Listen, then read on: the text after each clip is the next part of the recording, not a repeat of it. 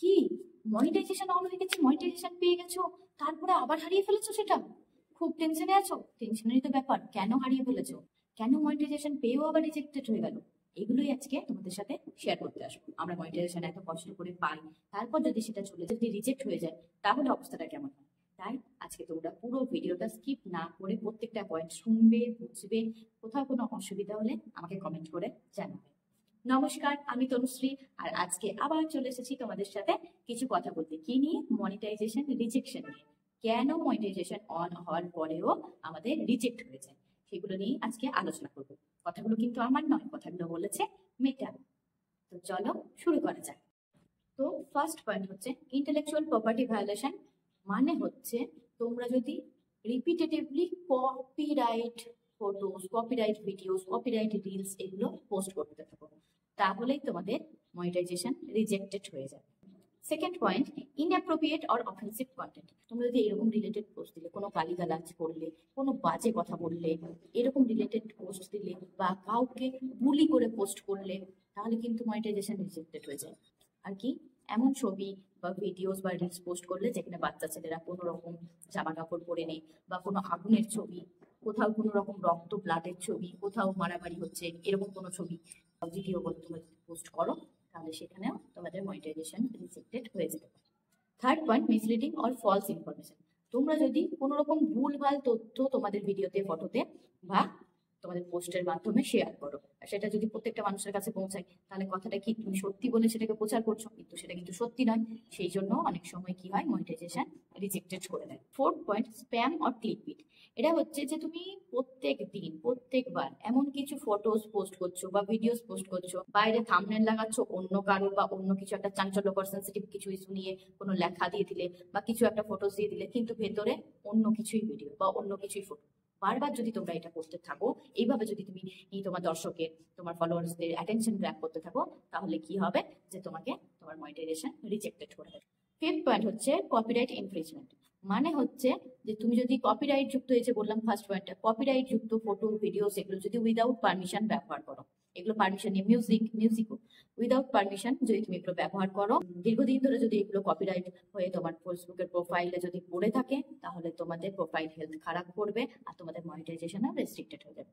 Six point হচ্ছে violating community standard. এটা তো সবাই জানো তোমরা, ফেসবুকের গাইডলাইন্স মেনে আমাদেরকে কাজ করতে হবে। ফেসবুকের গাইডলাইন্স এর বাইরে কোনো কাজ করা চলবে না। তাতে তুমি যত ভালো কাজ করবে বলো, যত ভালো কথা বলবে বলো, সমাজের জন্য ভালো হোক, যেখানের জন্য যা ভালো হোক, ভালো হোক খারাপ হোক, তোমাকে এসব দেখা দরকার নেই। তোমাকে দেখা দরকার ফেসবুক গাইডলাইন্স কি বলছে, সেই অনুযায়ী তোমাকে কাজ করতে হবে, সেই অনুযায়ী তোমাকে কথা বলতে হবে, সেই অনুযায়ী তোমাকে পোস্ট করতে হবে।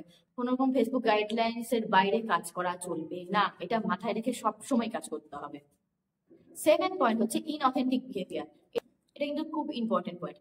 আমরা অনেক সময় কি করি, অনেকেই করে, যে অনেকগুলো অ্যাকাউন্ট খুলে নিল, এবার সেই অ্যাকাউন্ট, এই অ্যাকাউন্ট, ওই অ্যাকাউন্ট থেকে লাইক করছে, কমেন্ট করছে, ভিউজ বাড়াচ্ছে নিজের অ্যাকাউন্টটাতে, যে অ্যাকাউন্টটাতে মনিটাইজেশন অন করতে চাইছে বা মনিটাইজেশন অন হয়ে গেছে সেরকম। তো সেরকম অ্যাকাউন্ট গুলো থেকে কিন্তু খুব সাবধান, এরকম তোমরা কিন্তু করো না। মানুষ কিন্তু ভুল করে, কিন্তু এআই কিন্তু মোটেও ভুল করে না, তাই তাদের চোখে কিন্তু ধরা পড়বেই। তাই এই ভুল তোমরা কোনোদিন করো না, কোনো কালেই করো না। যে যা বলবে বলুক, এরকম করে তোমরা ভিউজ বাড়ানোর চেষ্টা বা লাইক কমেন্ট বাড়ানোর চেষ্টা কোনোদিন করো না, আখেরে ক্ষতি তোমার হবে। 8 নম্বর পয়েন্ট হচ্ছে ভায়োলেটিং অ্যাডভার্টাইজিং পলিসিস।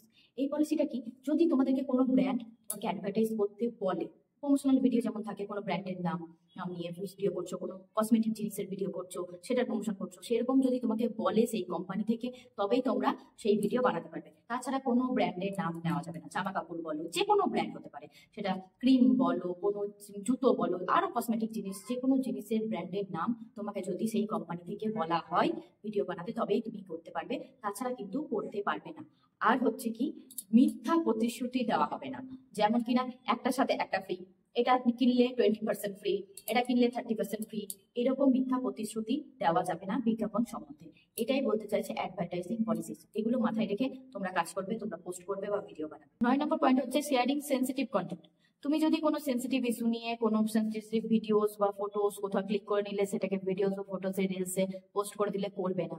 কারোর পার্সোনাল ডেটা এখানে শেয়ার করবে না, কারোর কনফিডেন্সিয়াল ডেটা ফেসবুকে শেয়ার করবে না। 10 নম্বর পয়েন্ট হচ্ছে আদার পলিসি ভায়োলেশন। মানে বলতে চাইছে এখানে তোমাদের যেমন এই যে স্টার, প্রথম হচ্ছে স্টারটা নিয়ে বলি। তো স্টার পলিসি ইস্যু চলে আসে, তোমরা তো জানো কেন আসে না, তোমাকে কেউ স্টার দিয়ে গেছে তো তাকে তুমি রেসপেক্ট করো, তাকে থ্যাংক ইউ জানাও, ঘুরে তাকে সঙ্গে সঙ্গে স্টার গিফট করো না। এটা একটা গিফট, সে ভালোবেসে তোমাকে দিয়ে গেছে, সঙ্গে সঙ্গে যদি তুমি তাকে ব্যাক করো তাহলে এটা গিভ অ্যান্ড টেক পলিসির মধ্যে ফেসবুক ধরে নেয়, তখনই কিন্তু তোমাদের পলিসি ইস্যুস আছে। এই পলিসি ইস্যুগুলো দীর্ঘদিন যদি পড়ে থাকে তোমার পেজের জন্য কিন্তু ক্ষতি হবে। যারা যারা তোমাদেরকে স্টার গিফট করছে তাদেরকে থ্যাংক ইউ জানাতে কিন্তু মোটেও ভুলবে না, আর তাদেরকে মেনশন করে পোস্ট দিতেও ভুলবে না, না হলে তোমাদের স্টার রেস্ট্রিক্টেড করে দেবে, তোমরা আর স্টার থেকে ইনকাম করতে পারবে না।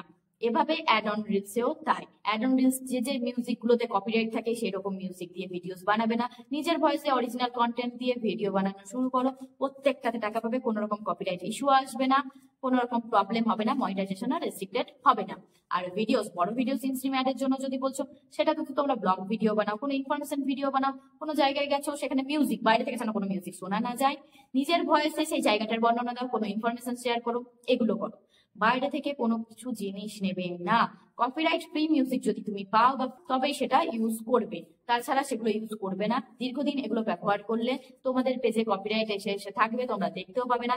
যখন তোমাদের প্রোফাইল হেলথটা গ্রিন থেকে ইয়েলো করে তার মানে সেটা হচ্ছে ওয়ার্নিং পিরিয়ড, কিন্তু ওই ইয়েলো সাইনটা যখনই রেড হয়ে যাবে তার মানে তোমার জন্য বিপজ্জনক, তারা তোমার মনিটাইজেশন রেস্ট্রিক্টেড করে দিয়েছে, তুমি সেখান থেকে এখন আর ইনকাম করতে পারবে না।